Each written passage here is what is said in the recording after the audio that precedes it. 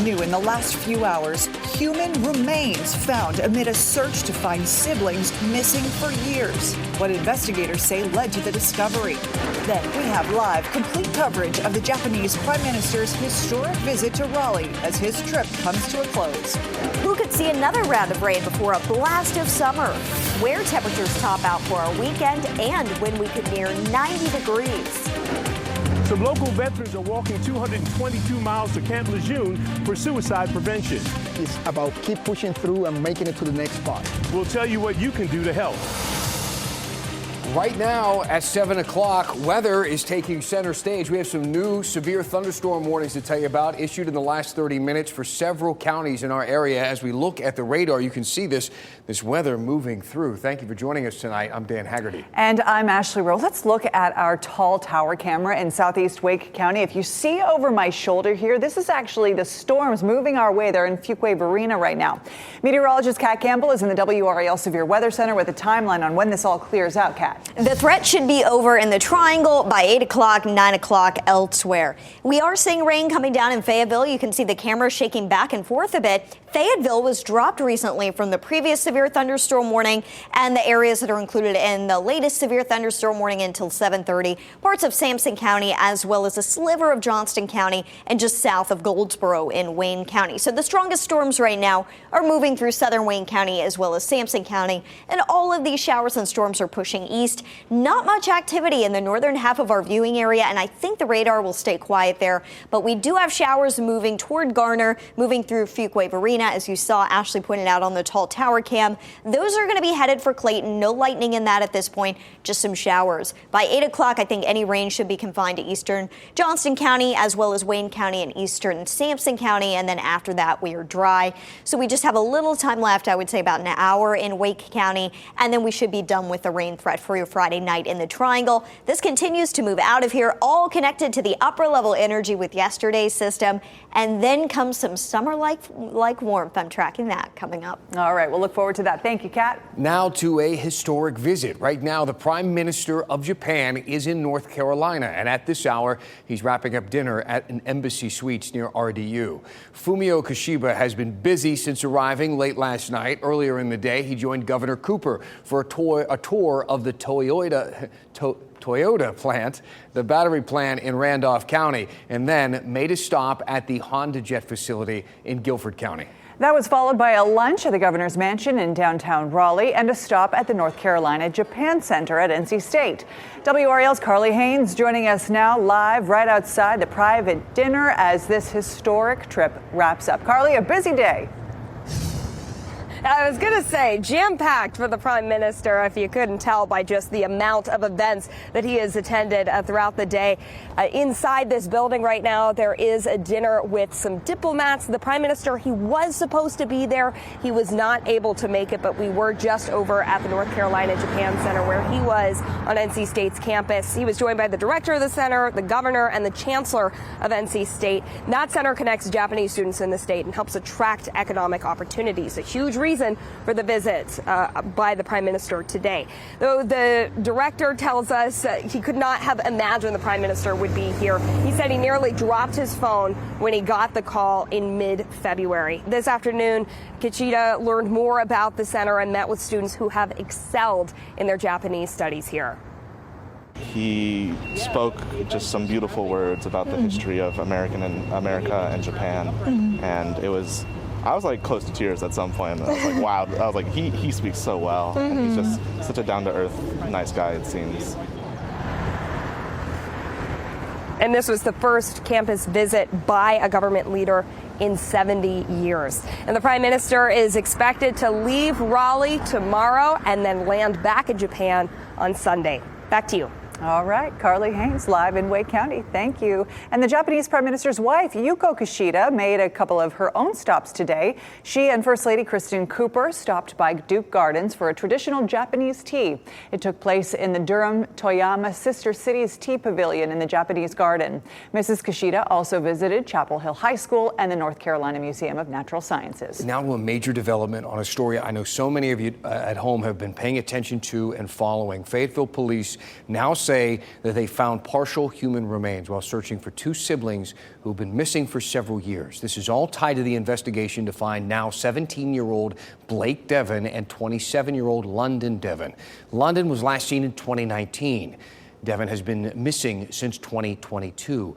The skeletal remains found while searching for them have been sent now to the state's medical examiner.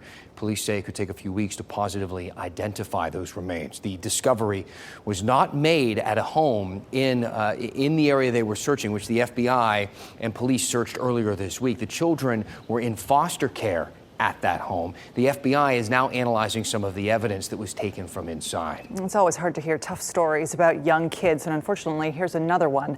A Durham mother is mourning after her 16-year-old son was shot and killed. Latoya Edwards tells WRAL her son Cassidy was a smart, respectful boy. They've lived at McDougal Terrace for just over a year. His twin brother was also shot on the same street last week. He had minor injuries. He's recovering tonight.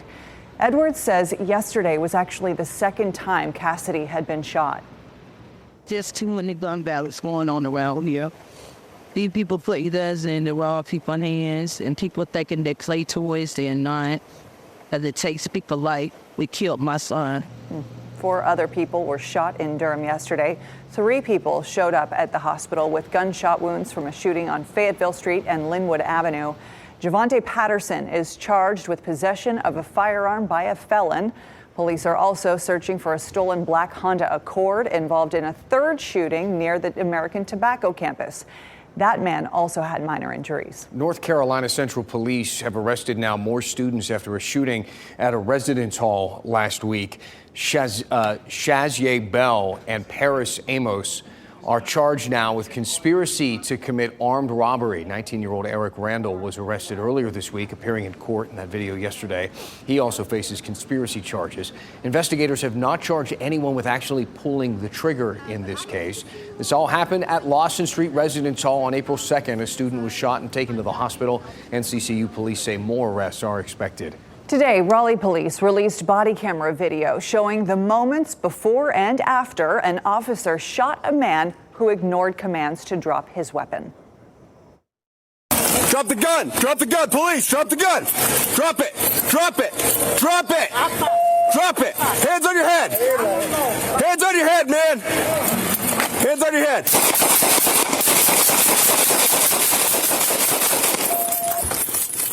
Did you hear all those shots there?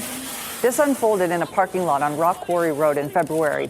The video shows Officer M.L. Berg fired 18 shots after his commands were ignored, and that man darted behind a truck. That man, who was later identified as Rancis Vargas, was hurt. The driver of the truck was also injured by police gunfire. Officer Berg remains on administrative leave, pending an internal investigation. A bat has tested positive for rabies in Raleigh. That's according to Animal Control. Yesterday, an officer was called to a home on Kilcullen Drive for a reported bat inside.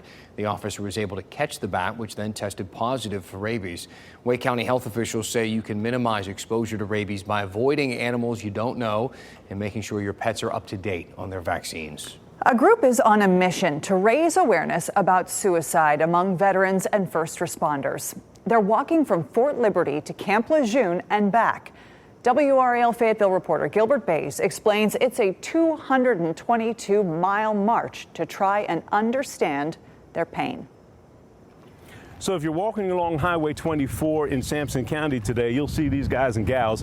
They're walking 222 miles for suicide prevention for veterans and first responders. This is the beginning of something big. These veterans and first responders are on a 222-mile mission. They're walking from just outside of Fort Liberty and Fayetteville to Camp Lejeune in Jacksonville, North Carolina, and back. J.P. Cervantes started Let's Walk It Out in 2021. He says it's a way to help veterans and first responders get off the path that leads to suicide. The way we do that is through the Rock March. We are in pain every single day, and it's about resiliency. It's about keep pushing through and making it to the next spot. The marchers carry a flag with the names of service members and first responders who have killed themselves over the years. Names like Alex Logan. His friends called him Cowboy. Earl Watson had a smile and a personality that would light up a room. Anthony Peterson says he's making the 222-mile ruck march for one of his best friends, Mark Cofield. What happened there? He was the first one I lost to suicide when I was on my first deployment. And he was the guy you never expected. He was the guy that was working out with you all the time and then just unfortunately made his own choice. Yana Sandino is a police officer from Puerto Rico. She came to join the ruck march for a fellow officer. She says that fellow officer moved to the States about a year ago and unfortunately killed his wife and killed himself. Just about every step is in memory of a service member or first responder who took his or her own life. Organizers say it's a way to remember them, but hopefully it's a way to give others a reason to keep on living. So 222 miles, that's the goal. They'll be at Camp Lejeune by Monday and back in Fayetteville by April 20th. So there's plenty of time for you to come out and join them and support them. In Sampson County, Gilbert Bays, WRAL News. Wow, you got to commend them for that. You can follow the group's progress and find out ways you can help on their website. We have that information with this story on WRAL.com. A popular downtown Raleigh restaurant is closing its doors permanently. Capitol Club 16 posted this news on Instagram, saying it will close its location on Martin Street. They've been there for the last 14 years. Instead, they will shift their focus now to their food truck, the Wandering Wolf.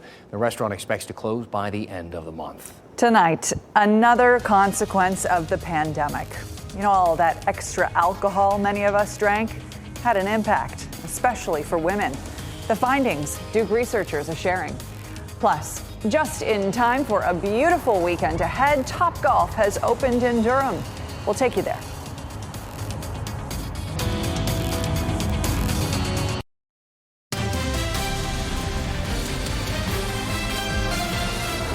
President Biden says that capping the cost of insulin at $35 is one of the biggest accomplishments of his tenure. But at a campaign stop in Nevada, fact checkers found that Biden exaggerated the savings for people on Medicare. Paul Spey has more for PolitiFact. How much did insulin cost before President Biden signed the Inflation Reduction Act? Well, check out what he said recently on the campaign trail. How many of you know someone who needs insulin? Okay, well, guess what? It was costing $400 a month on average. It now costs $35 a month. Let's clear up the record here. The Inflation Reduction Act, which Biden signed in 2022, it capped insulin prices at $35 a month for people on Medicare. And then after that, 3 major insulin producers also lowered the prices even for people on private insurance. So he's right about the price of insulin dropping to about $35. But we found no evidence that people were paying as much as $400 a month just for insulin. The U.S. Health Department said in a press release last year that some Medicare customers paid more than $70 per insulin fill, but those customers only accounted for about 24% of insulin users on Medicare. It's possible that Biden was referring to annual savings. This report to Congress in 2022 estimated that the insulin cap could save Medicare enrollees more than $400 a year. But that's not what Biden said. When comparing the cost of insulin before and after this legislation, he only got 1 out of the 2 prices right. And that's why the Truth-O-Meter rates his claim only half true. Read the full fact check at WRAL.com. There's a new study released today taking a closer look at how all those extra drinks that many people had during the pandemic are impacting everyone's health now moving forward. The study was done by researchers at Duke and some other institutions across the country, and it found that women between the ages of 40 and 64 are the most likely to experience alcohol-related liver disease complications, things like hepatitis, cirrhosis, excessive abdominal fluid, and pancreatitis. Women tend to have lower rates of alcohol use and lower rates of alcohol complications than men. But over the last decade, women have had a trending up of their alcohol use and their alcohol-related complications, whereas men have been stable or have been decreasing. Those with the study say the results point to the need just for more resources in general to be dedicated to helping those with alcohol use disorder. VinFast is expanding into the electric bike business. It's called the VF Dragonfly.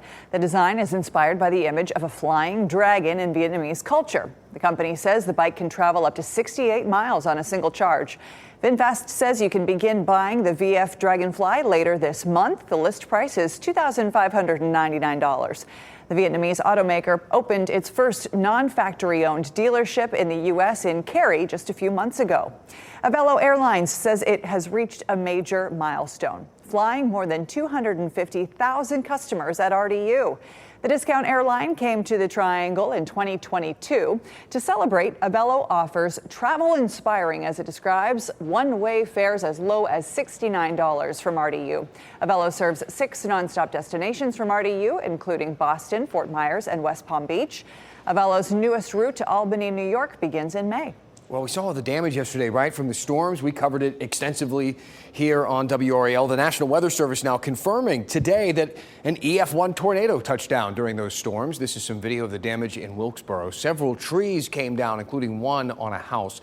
The tornado was on the ground for about 2 miles, hitting top speeds of 110 miles per hour with the winds. No reports of any injuries, which is fortunate, but kind of explains some of the severity of the damage that we saw there. Meteorologist Kat Campbell joining us now to talk about what is now kind of another bout of weather that really intensified tonight. Yes, and that's still ongoing in the southeastern part of our viewing area. Couple updates to bring you. Johnston County's been trimmed out of the warning. Just some rain moving through Johnston County, but a lot of lightning for the severe storm in Sampson County. We're seeing the lightning ramp up there, and in southern Wayne County. Those are the 2 areas that need to be on alert right now. Pretty much all of Sampson County and then southern Wayne County for 60-mile-an-hour wind gusts possible. The worst of the storms moving through Clinton right now, but the worst of the severe weather staying south of Goldsboro. Clayton seeing rain as well as Smithfield, and we told you that the threat for rain would be over in the Triangle by 7:30. That still looks to be the case as this all moves east. The northern half of our viewing area is pretty quiet. In Clinton right now, you can see the trees blowing in the wind as well as the flag there. The rain is coming down in the distance as these storms move through. But check this out. This is a live picture from Sugar Mountain right now where it has been snowing, and you can see ice kind of glazed over the camera there. The higher elevations of the mountain saw some pretty heavy bursts of snow on the backside of this system as the upper level energy moved through. But from snow right to 88 degrees. Let's flip the switch here on these graphics. All in one weathercast. We see it all in North Carolina. By next week, those locations in the mountains that are seeing snow could be at 80. We're going to be in the upper 80s. 72 is our normal high. We're at 82 on Sunday, 88 by Tuesday and Thursday of next week. It is really going to be feeling like summer next week and a little bit more humid feeling as well. Our average first 90-degree day of the year is as we get into mid-May, May 13th to be specific. We've seen 90-degree days in mid-March though, and the latest we had our first 90-degree day was toward the end of June. All around though, it's a warm weekend. It should be pretty nice out there. Upper 60s in the Triangle at this hour, 54 degrees in Fayetteville though. A big difference for the areas that saw rain. Temperatures quickly dropped into the 50s, so keep that in mind for your Friday night planner. But here in the Triangle by 10 o'clock, 59 degrees, 56 at midnight. And for tomorrow's high, 73, 82 on Sunday. Warming up Sunday. Tomorrow, a beautiful day. We're right on par with normal highs for this time of year tomorrow. We'll wake up to temperatures near 50 degrees, a nice morning to go out for a walk or a jog by lunchtime. 65, reaching the 70s during the afternoon, and upper 60s around dinner time tomorrow night. Looking at your 7-day forecast, a lot of 80s are on the horizon. Tomorrow and then next Friday are the coolest days on our 7-day, and they're still in the low to mid 70s. We dip into the 40s for a couple nights, upper 40s, and then our low temperatures next week are going to climb as well. That's a sign that the air will be a bit more humid. As for rain chances, only 20% on the 7-day forecast, so no day really stands out as a significant weather maker coming our way right now. Dan. What a warm up. All right, Kat, thank you. Another win for NC State basketball, the national recognition Coach Keats is getting, and how you can help both teams celebrate their epic seasons.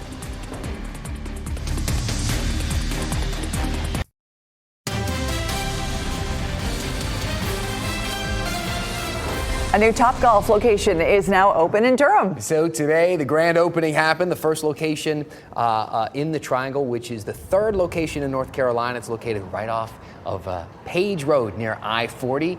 Director of Operations, Kevin Kraft, says it's a perfect place for families and groups to hold celebrations, birthday parties, things like that. Or just, was that Chris? You know who that is? Yeah, that's Chris Lee. Chris Lee. He was the brave soul who on live television decided to swing that driver. I think it was a driver. Yeah. You know what? He whiffed it, but Did he whiff it? He missed the ball? not totally. Oh. It was okay. But I would give him like top points for having the bravery to do that. I'm in no place to judge him.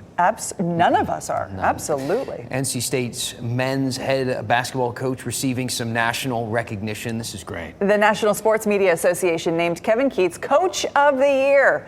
Keatts led the Wolfpack on their historic run from ACC champions to the Final Four. This was Keatts' 7th year as head coach of the team. And don't forget, you can celebrate NC State basketball's historic season with Coach Keatts on Monday. The university is going to be hosting a party at the Bell Tower for players and fans. Both Wolfpack teams are going to be there, men's and women's. Man, they both had such amazing runs. Kevin Keatts and Westmore will be in attendance. The city of Raleigh will close Hillsborough at Oberlin Road and Horn Street. For the free event, head on down after 5. People can park at Reynolds Coliseum parking deck, also the Jeter Bays and Sass lot, as well as the Dan Allen deck. So they are going to have a lot of parking. Check it out. The Bell Tower celebration starts at 8 o'clock. 2 of the top players in women's soccer will meet here in Raleigh tomorrow night. You can watch it live on WRAL. The Portland Thorns are coming to town to take on the North Carolina Courage. That means Defender of the Year nominee Kaylee Kurtz will meet She Believes Cup MVP Sophia Smith on Saturday night. You can watch the action live tomorrow at 7 right here on WRAL TV. Oh, the Courage are doing, I just hope the best for them this season. You've really been, you've become a big fan of the Courage. We are like, you know what, our family's all in. Yeah. All in. They can play some ball. It's going to be fun one tomorrow. Thanks for being with us here on WRAL News. Our next newscast is at 10 on Fox 50 and 11 on WRAL. Have a great night and a lovely weekend.